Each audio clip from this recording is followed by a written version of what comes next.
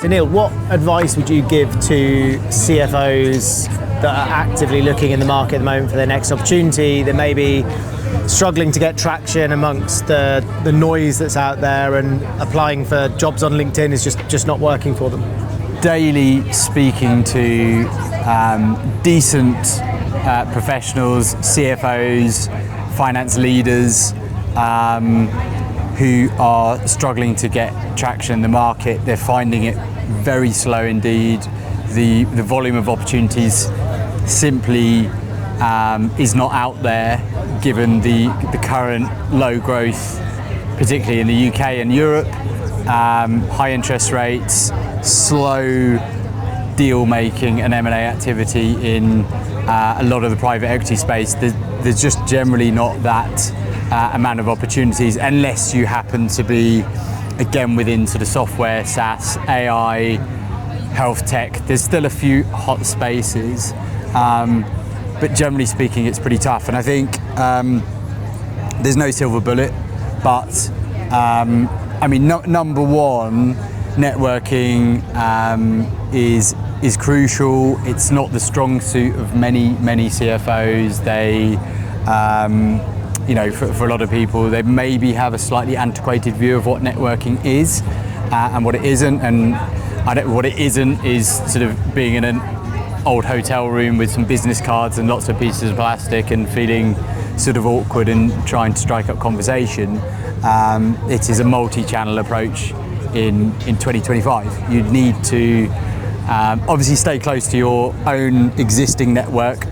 35 to 40% of senior appointments come from your own network, so I think people will do well to remember that. So you need to be constantly engaged with your current and pre-existing network, and that can be just going for a cup of coffee, going for a beer, going for a walk with some people that you haven't caught up with recently, and with no ulterior motive other than to really catch up and find out what's going on in their world, seeing if you can help them, and ultimately those sort of things do come around and do spark conversations. And I think we've seen that, haven't we? There's a massive shift for people needing to particularly reconnect with their old employer networks. If you've left a company 5 years ago, you've probably left that network behind because you were happy in your current role, and there's never a better time to sort of go back, make contact with people, make sure you are connected with them on LinkedIn, and as you say, just ask to go for a coffee, ask to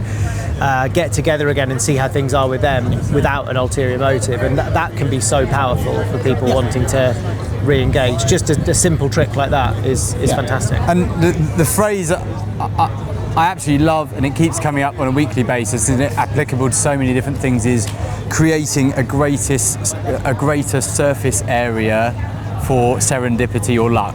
So the more conversations you have, the more you put yourself out there, reconnect with that previous network, and that could be previous HR directors, chief people officers, peers across the board. Where have they gone? Who are they working with?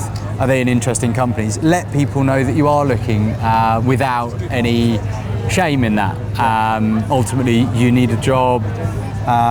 We all need a job, and so there shouldn't really be any shame in that. So I think there's a bit of getting over oneself in order to do that.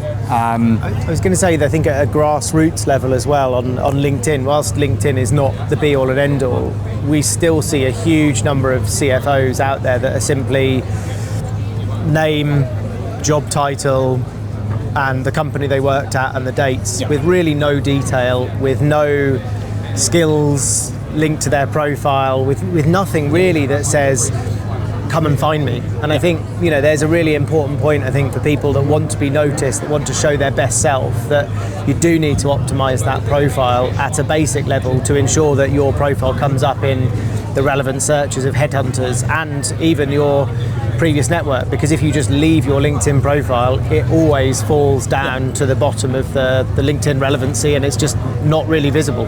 Yeah, optimize LinkedIn profile, optimize for keywords, segueing in words that maybe you don't directly have in your CV or profile, but you could, if you are looking at CFO opportunities but you've never been a CFO, does your profile say reported into CFO before?